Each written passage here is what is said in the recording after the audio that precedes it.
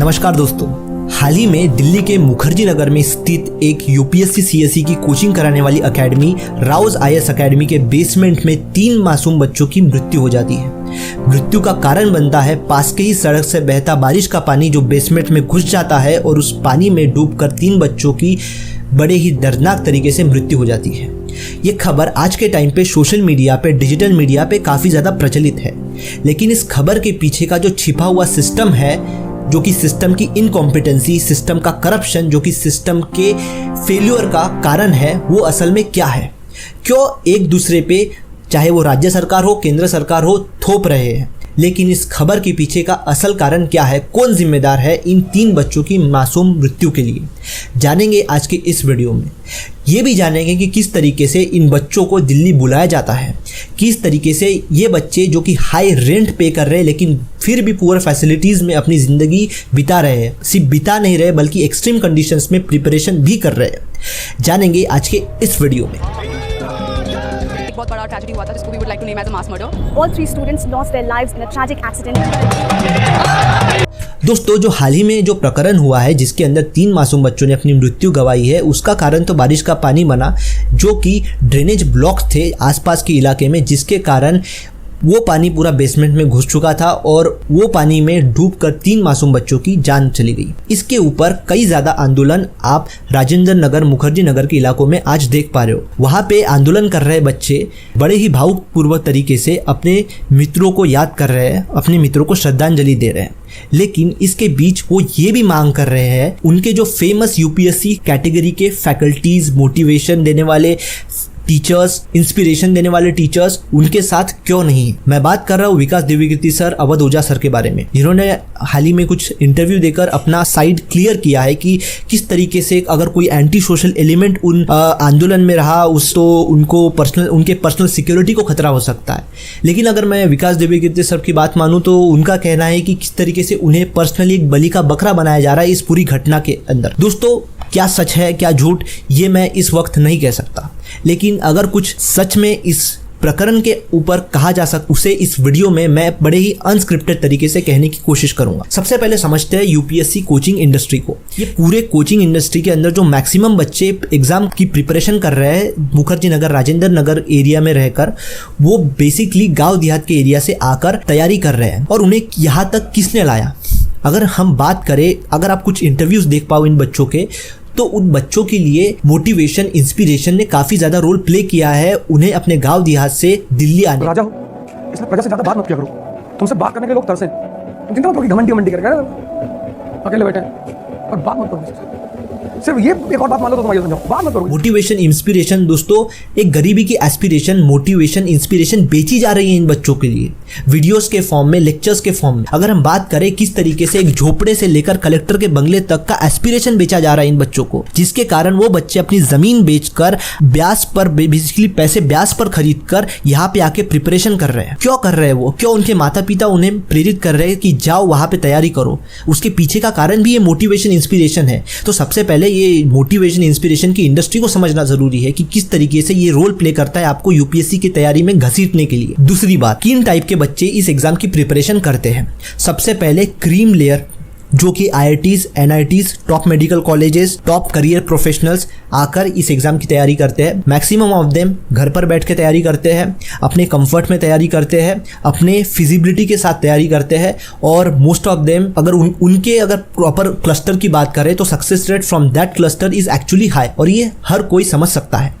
दूसरा क्लस्टर होता है मीडियम बच्चे, जो शायद उतना सही एजुकेशन बैकग्राउंड नहीं रहता उनके पास, लेकिन फिर भी they have the aspiration to clear this exam. वो आते हैं दिल्ली के राजेंद्र नगर, मुखर्जी नगर के एरिया में कोचिंग लेने के लिए, and they try to decide कि कौन सी कोचिंग लेना है based on the type of faculties they explore, तो उसके अकॉर्डिंग वो कोचिंग में एडमिशन लेते हैं। तीसरे टाइप के बच्चे आते हैं गांव देहात, रूरल बैकग्राउंड से, जो कि एस्पिरेशन रखते हैं देश की टॉप मोस्ट ब्यूरोक्रेसी में पोजीशन हासिल करने की। अब कैसे? यहाँ आता है रोल कोचिंग इंडस्ट्री का बहुत ज्यादा। जिस तरीके से इन बच्चों को एस्पिरेशन बेची जाती है, जिस तरीके से इन बच्चों को एक एस्पिरेशन दिखाया जाता है कि जो आपकी करंट सिचुएशन है वो आप मेहनत कर यूपीएससी की प्रिपरेशन को, एग्जाम को क्लियर कर हासिल कर सकते हो, वो सपने इन्हें दिखाए जाते हैं, जिनके कारण ये बच्चे अपने रूरल बैकग्राउंड के साथ यहाँ दिल्ली आ जाते हैं। Most of them have the educational background of BA, MA या फिर BSc वगैरह, जिसके बेस पे अगर आप कोई कॉर्पोरेट में प्रोफेशनल जॉब लेना चाहो तो शायद मुश्किल होगा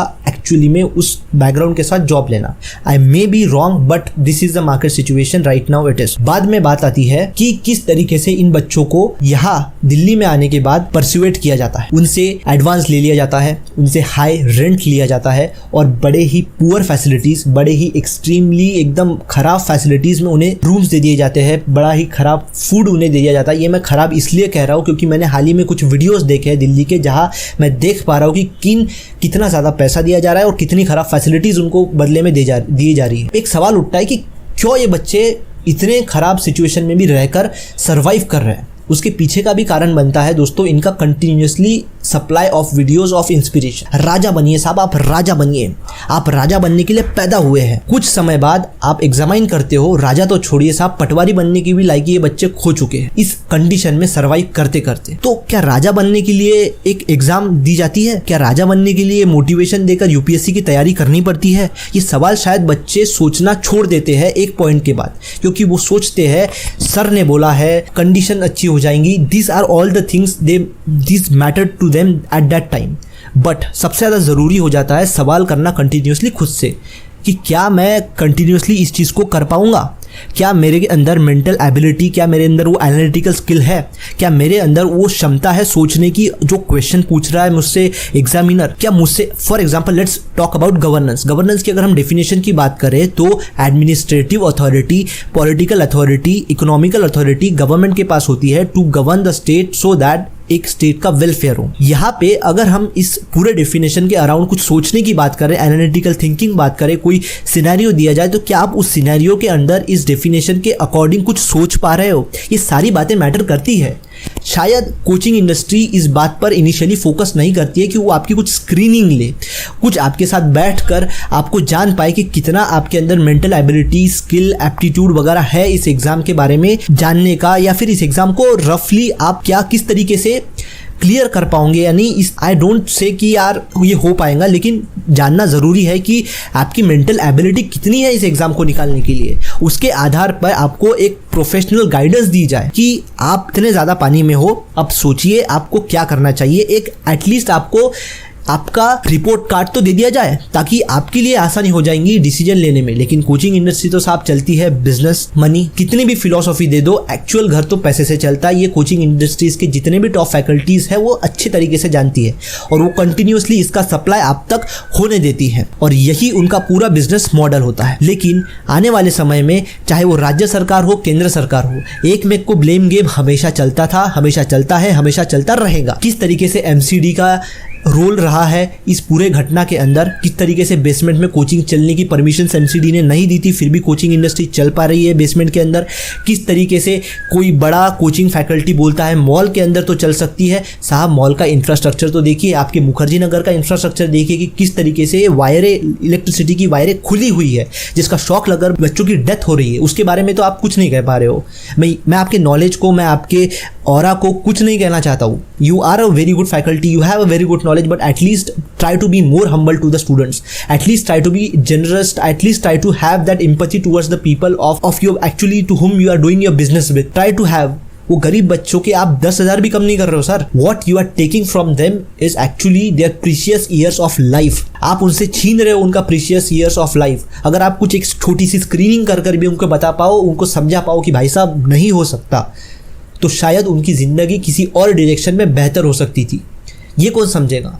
और तीसरा सबसे बड़ा पैरामीटर बनता है स्टूडेंट्स के लिए ये जानना, मैं चाहे इस वीडियो में कितना भी गलत हो फिर भी आपको तैयारी करनी है, ठीक है, आपको तैयारी करनी है। तीसरा सबसे इंपॉर्टेंट फैक्टर आपको कंसिडर करना है वो है जॉब या किसी साइड जॉब, साइड इनकम के साथ आपको इस एग्जाम की प्रिपरेशन करनी है। Because the uncertainty of the exam, I will not go into the statistics mathematics of this numbers की 13.5 लाख लोग प्रीलिम्स दे रहे हैं, 14,500 मेंस दे रहे हैं, करीब 2,500 से 3,000 इंटरव्यू दे रहे हैं। I don't want to go directly into that numbers, but वो सच है, लेकिन आपको जानना ज़रूरी है कि किस तरीके से मुझे जॉब के साथ मुझे एक साइड इनकम होनी चाहिए ताकि मैं खुद को सेल्फ सफिशिएंट बना पाऊँ, इन टर्म्स ऑफ मैं खुद को फाइनेंशियली इंडिपेंडेंट बना पाऊँ और इस एग्ज़ाम की तैयारी कर पाऊँ। अगर आप खुद को फाइनेंशियली इंडिपेंडेंट बना रहे हो, एग्ज़ाम की तैयारी कर रहे हो, किसी को कोई दिक्कत नहीं होनी चाहिए।